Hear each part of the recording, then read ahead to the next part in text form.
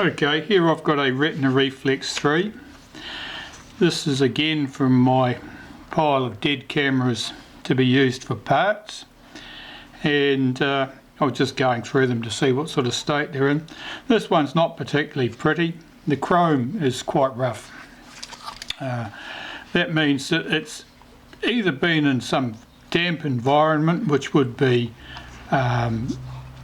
quite likely given the fact that the leatherettes are lifting off at the base in particular. The back doesn't show any ice bumps. So what are its symptoms apart from leatherette lifting off? Well, you go to advance the film and it makes a very nasty crunchy sound, and of course the shutter doesn't do anything. I can tell from the position of this lever that the shutter is in fact cocked, but it's not releasing. So I thought I'd pull this one down and see what's happening here. So we'll start at the top.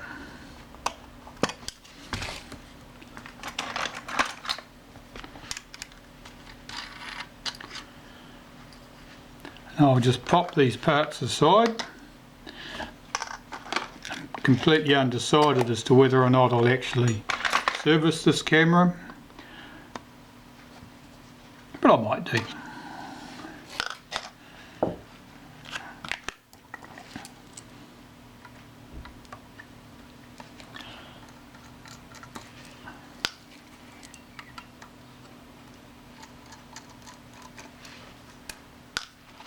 This is one of the earlier Reflex 3s.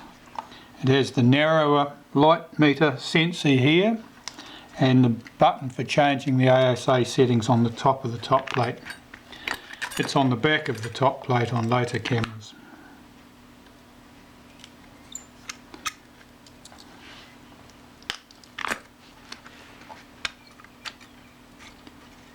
Top cover should lift straight off.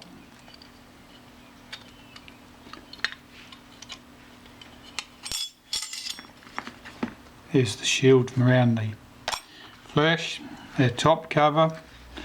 It's not very pretty.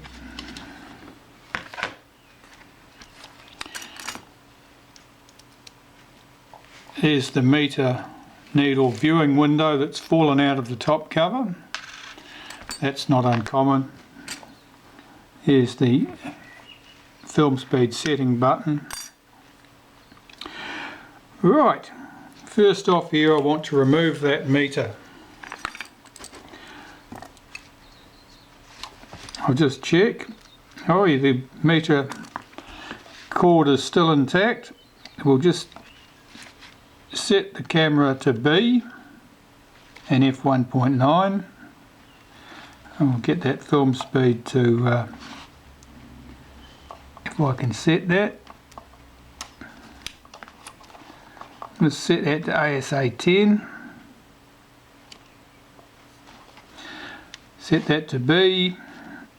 Oh, it doesn't want to move. That's very interesting. At that point, that meter is, I can tell it's incorrectly set, which tells me someone has had the front rings off it and mucked with the settings. So the mystery deepens. So we have an introduced problem, as well as whatever the original fault was that caused someone to want to delve into the guts.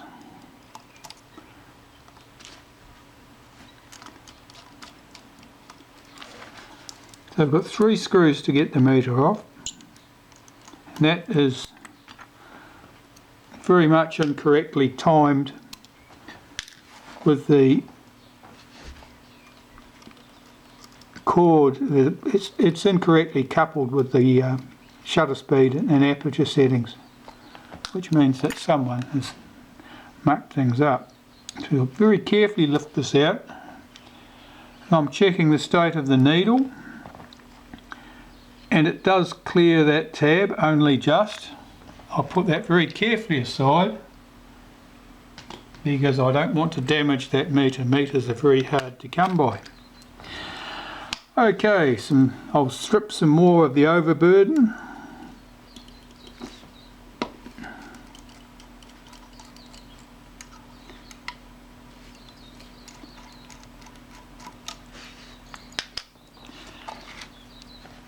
Here we've got our strap lug for the neck strap, and you can see that's curved right round like that. That should sit at an angle like that. That means those tabs have been bent, and that probably means the camera was dropped on its end at some stage.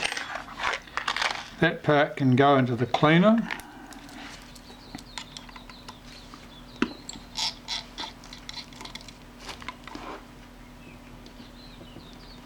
I'll remove the rewind shaft. That piece I'll clean by hand. They're a bit awkward to take apart. I'll take that post off. We don't need that on there. And I'll remove the prism. 3 larger black screws. I should say remove the prism assembly, because I'm not going to dismantle the prism assembly at this stage. Just going to remove it from the body.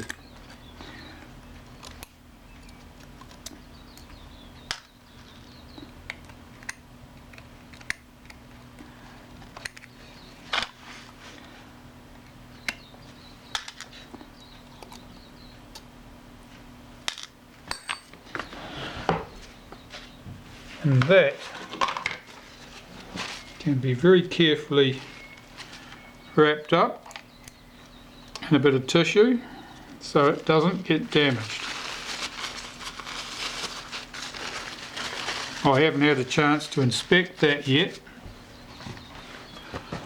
but there are 2 vulnerable things there: the silvering on the prism itself and the focus screen at the bottom is quite easily damaged, and I don't want to damage it, so carefully put that to one side.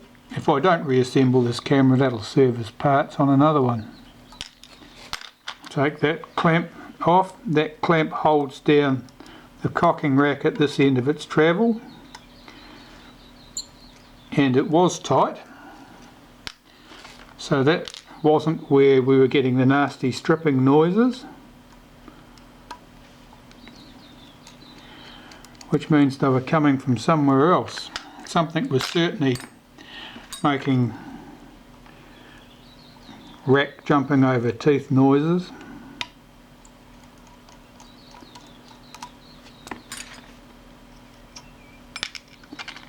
Just take these screws out.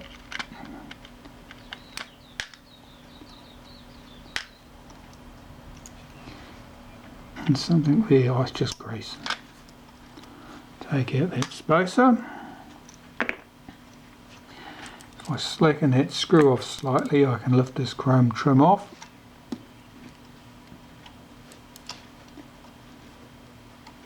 And there we go. I'll just tighten that back up for the moment.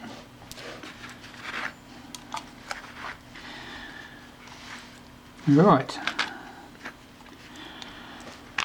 Turn my attention to the base of this camera. See if we can get it apart.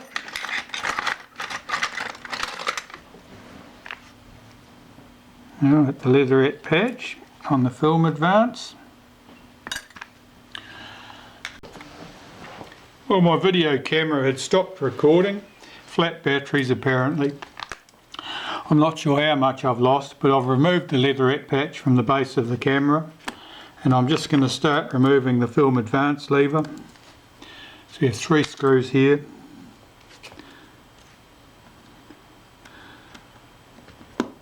I'm not used to seeing leatherettes as peeled off as this, not spontaneously. It probably means that it is curled up and shrunk to some extent, so it might be very hard to get that to actually fit back. Here's our lever, that looks fine. Take off the back catch release cover. One of those screws is stripped or broken.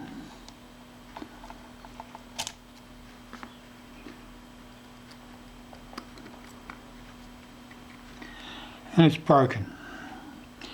So I'll need to replace that. and I will also need to somehow get out the stub of the broken off screw from this tripod socket. If I can't do that, I'll replace the tripod socket. So that leatherette just fell off. There's no obvious reason why that should have happened.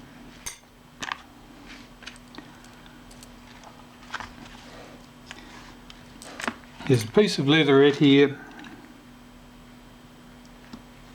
a little square of leatherette covering that screw on the front of the shutter release button. You be careful not to lose that. Though if you were forced to replace it with something completely different, it's a small enough piece that as long as it wasn't brilliant purple or something, no one would notice that it was incorrect. Shutter release button. Now, to lift these leatherettes, you can see it's already peeling away here. I might be able to just chase it from this end. The most vulnerable area of the leatherette is right on the corner. It's easy to damage the leatherette if it's well stuck in patches. But you can see the leatherette looks quite clean. There's not really much indication of corrosion here either. It's just glue failure. That's very strange. We'll attack the leatherette on the other end.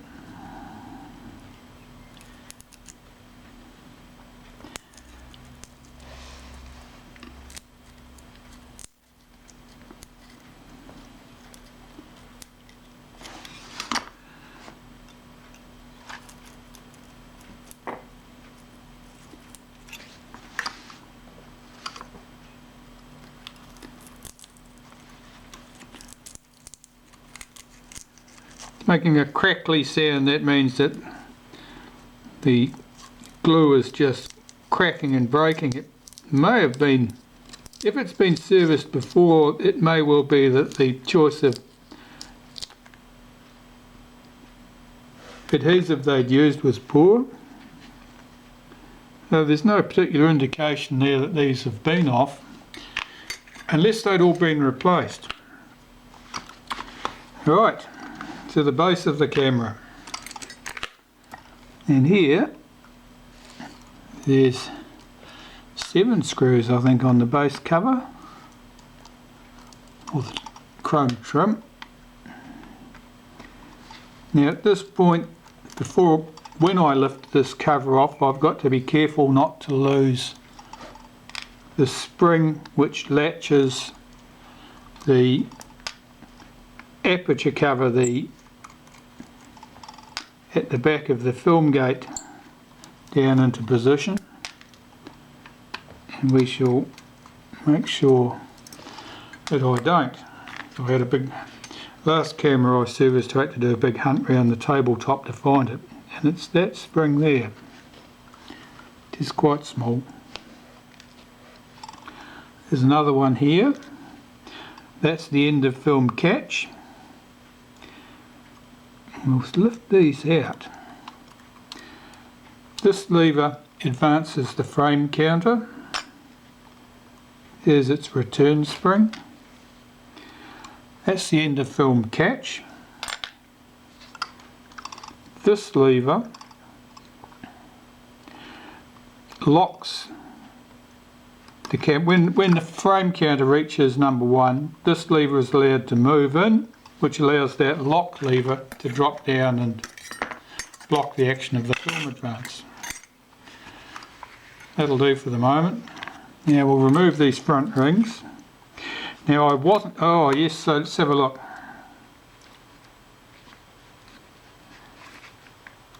Under normal conditions, someone's been in here, there should be some lacquer at this spot to lock the position of that cord there, and normally it's done when this cutout is facing me direct to the front. This should be showing B f1.9. In fact it's 1, 2, 3, it's about half a dozen stops around from there, so I can tell that this has been mucked with. Whether this has also been mucked with, I just really can't tell. This is normally the position this wheel would start, but someone has been in. All of that will have to be reset. Because I was stripping down the camera, it would have been anyway, but normally I would like to see what state it's in, so it might give me some clue as to what needs to be done. Whether the faults are natural illness of old age that all cameras suffer from, or whether it was a terrible injury that had been suffered because somebody had done something awful. So I'll look at these rings, see if they're in fact intact. They look particularly unremarkable to me. I'd say that stuff's all good. It's a bit gummy and dusty, but that's okay. So I want to remove the coupling gears here.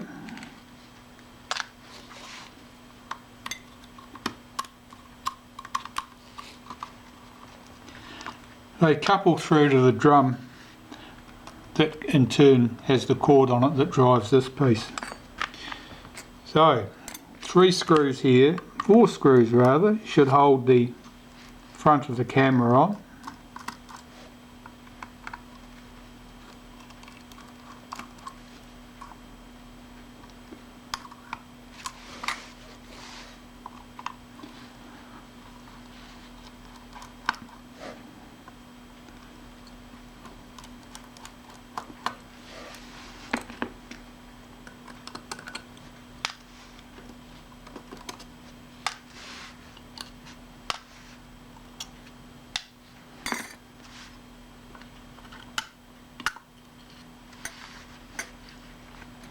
Here's the front of the camera. It's all neat and tidy. There's nothing there to tell me that anyone had worked on this before. If somebody had in fact worked on it, they were a competent worker, because any work they've done there is largely invisible. And here we have the camera body. Now I'm checking the disposition of these washers. There should be 12, 3 in each position.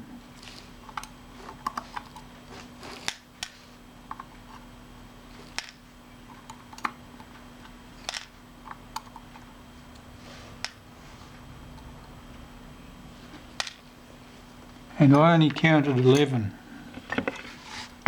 Oh, there's the other one. It was there. So that's all good.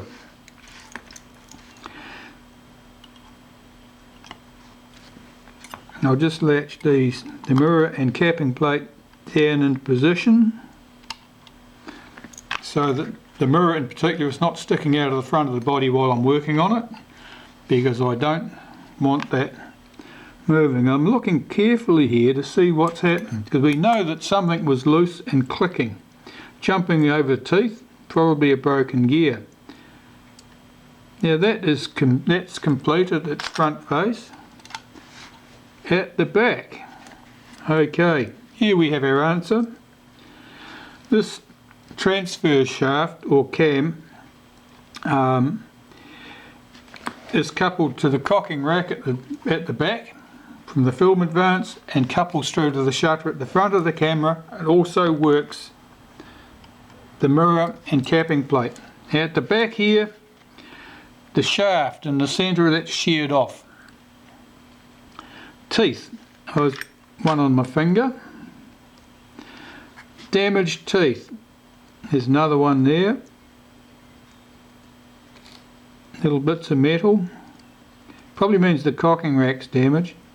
This shaft is gone, so it's lost 1, 2, one tooth's gone completely, another one is quite badly damaged, and the pin in the centre, the pivot, that's snapped off. So it meant that that was floating at the back, so instead of being held firmly against the gear, it was just floating away from it and allowing the rack to run over the top of it. So we can remove our meter coupling cord. I'll have a look at that. I'm interested. Somebody's certainly been in and playing with this. I want to check the position of things. So normally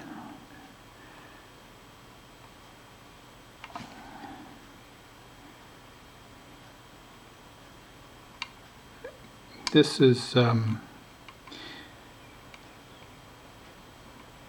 basically just wrong. I'd have to consult my manual. I think that is just very, very wrong, and whoever had been buggering up around here that is in completely the wrong position. Anyway, we don't need to know about that because it's all going to be put back correctly. So we'll take out that little screw. That little screw's job is to keep the cord on those pulleys to stop it being able to fall away from it, which isn't a problem when everything's under tension and normal use, but it is a problem when you're trying to assemble the camera and the cord keeps falling off the pulleys.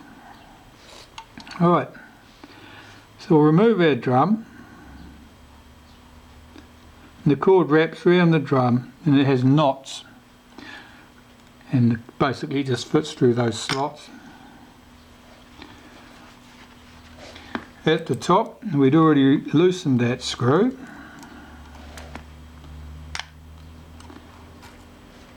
And that cord was in the wrong position on that drum, so we can sort that out later. I'll check this meter cord. This stuff is very, very strong. If it's in good condition, I'll reuse it. So we're down to the body. Let's have a look at that cocking rack, because that was definitely suspect. Something had been happening there. So what I'm doing, these are hardened steel. They don't give up their teeth easily. There's one of the teeth there just sitting loose. Or it might be the pivot, that's the teeth. So I'm just looking at these teeth, see if they are in fact there and present and not deformed, and they'll look okay. So I think that rack's fine. That would certainly be usable, and we will use it. But I'm left with the stub of that shaft that's stuck back in the body there, and that might take some clever engineering to get that out. Basically it's a blind hole, and it's sitting somewhere here in a blind hole. So a little bit of solvent and a lot of swearing will be required to get that out, I would imagine. Which means that I'll probably have to remove all the mirror and things first, because I won't want the mirror getting contaminated with any solvent I'm busy squirting around in there. Alright, let's continue here. I'm going to remove the frame counter. Now that screw's loose. Now that's unusual, and that's because that screw is normally extremely tight. So that gear can go through the cleaner. Those two parts will be cleaned manually. The screw just goes with the screws. Here we have this lever and its return spring. That spring washer can be cleaned.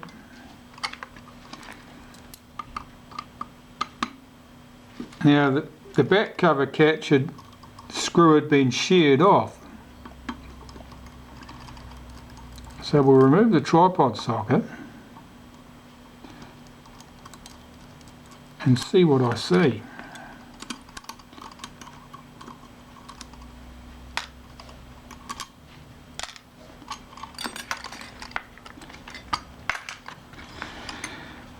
And holding it up to the light, no, the end of the screw's not in here.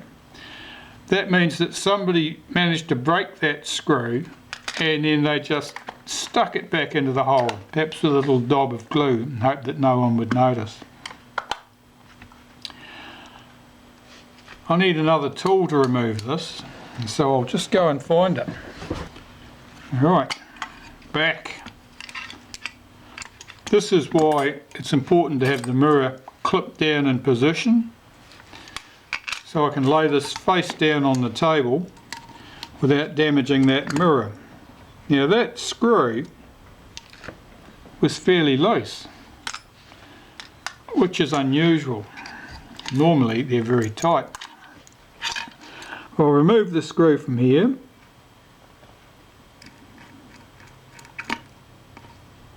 The inside of the camera is fairly clean.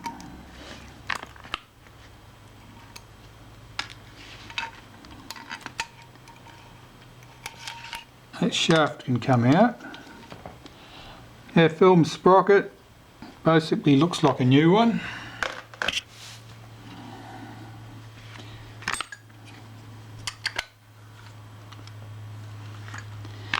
Start at the top.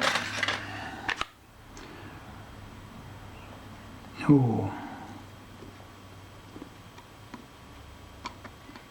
I need to apply some solvent. No, screws loose. That can go through the cleaner. This gear is fine. That can be cleaned. Now, I have to be a bit more careful this time. Last time I did one of these, I lost the spring that was in here. I'm still not entirely sure where it went. That disc can be cleaned. Here is a tiny little spring. Very easily lost. On later models it didn't look quite like that. It was just a simple loop, a flat spring steel. There's the little pawl that drives the film advance.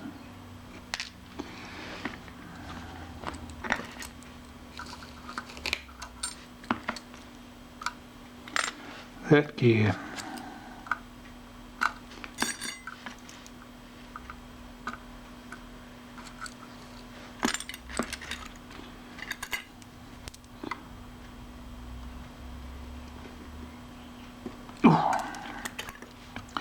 This little piece is the ratchet that stops the film from being able to roll backwards, the film sprocket from rolling backwards.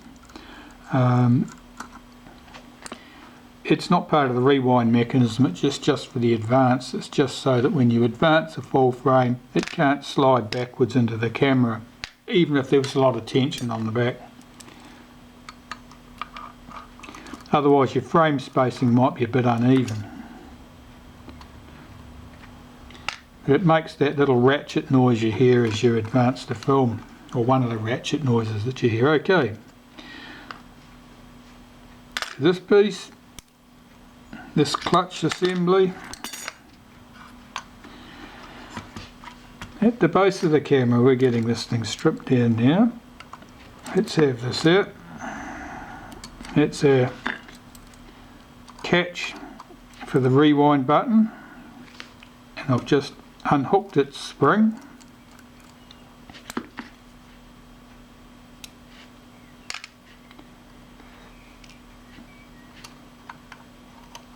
There's the rewind button catch, and here I should be able to get at those 3 screws which hold the film advance shaft in.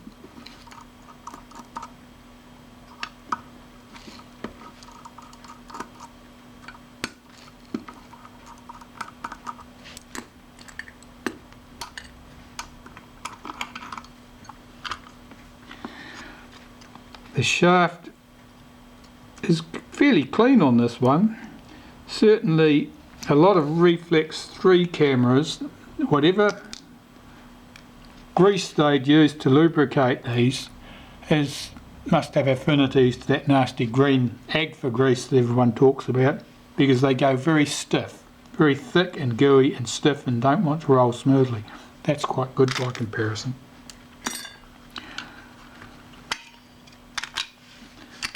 A take-up spool can come out. I'll put that carefully to one side, and I'll be very careful not to allow one of my solvents anywhere near it, because otherwise it melts into the surface and I've got to waste any amount of time with some Perspex polish polishing the marks out if I make a mess of that. So the camera body is fairly well stripped down, and my number one task is to deal with that broken off stud there at the back.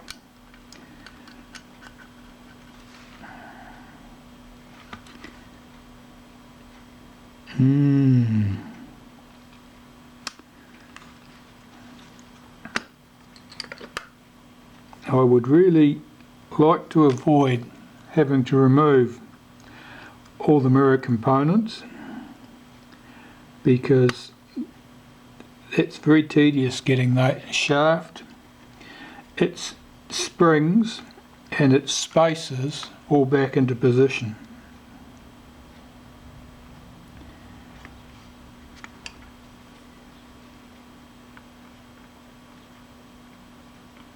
So I will, off camera, I will investigate the answer to getting that little piece out and see what I can do.